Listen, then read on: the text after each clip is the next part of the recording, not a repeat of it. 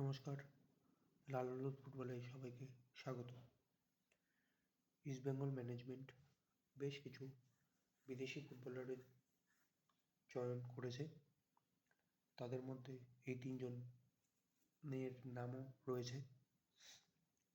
প্রথমজন Jack Rolle's, মূলত মিডফিল্ডের player, বয়স 25, এখন বর্তমানে ইপিএল সেকেন্ড ডিভিশনে খেলছে। সাইপ্রাসের প্লেয়ার। দ্বিতীয়জন অ্যাশলে কোফে, ফরওয়ার্ড লাইনের প্লেয়ার, মূলত বক্স স্ট্রাইকার, 31 বছর বয়স, ইংলিশ ফুটবলার। গত সিজনে তার 23টি ম্যাচে 12টি গোল আছে ফিনল্যান্ড ফার্স্ট ডিভিশন লিগে। এছাড়া তৃতীয়জন জেসে রড্রিগেজ, ফরওয়ার্ড লাইনের প্লেয়ার, বয়স 31। জেসে রড্রিগেজ চ্যাম্পিয়ন্স লিগ উইনিং টিমের প্লেয়ার এবং রোনাল্ডোর সতীর্থ ছিল। এখন সে মালয়েশিয়ান লিগে খেলছে। তার মার্কেট ভ্যালু মোটামুটি 4.5 কোটির মতো। এছাড়াও বিভিন্ন প্লেয়ারের নাম আগে উঠে এসেছে, যেমন আশরাফ গফুরব, আহমেদ এল মাসউদি। এখনো কোনো বিদেশি ফুটবলার নির্বাচন হয়নি।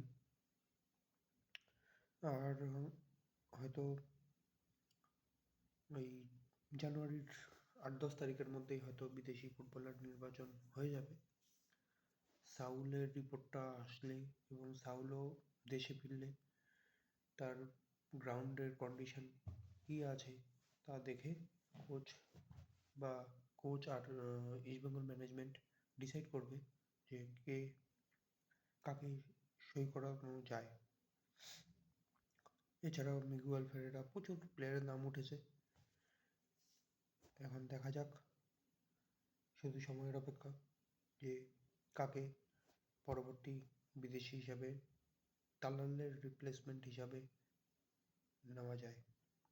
বা সাউল যদি আউট অফ সিজন হয়, সাউলেরও হয়তো রিপ্লেসমেন্ট আসবে। সেই জায়গায় হয়তো কোনো ডিফেন্সিভ মিডিও বা মিডফিল্ডের পজিশনের প্লেয়ার নেবে যে মাল্টিপল পজিশনে খেলতে পারে। এই ছিল আপডেট বিদেশিদের। এবার আসি ডার্বি।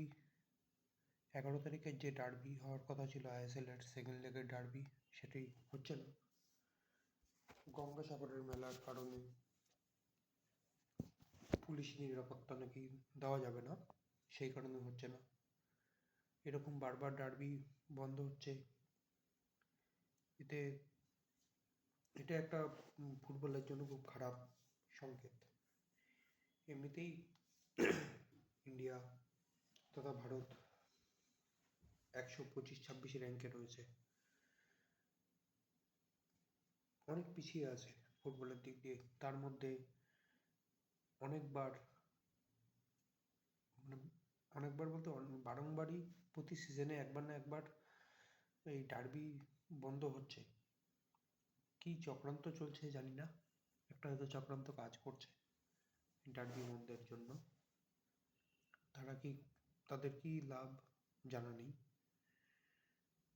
এটা ফুটবলের জন্য খুবই খারাপ বিষয়।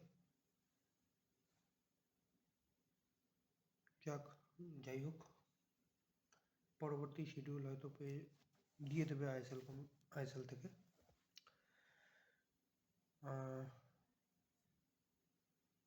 আপডেটগুলো ভালো লাগলে অবশ্যই লাইক করবেন, কমেন্ট করবেন, শেয়ার করবেন।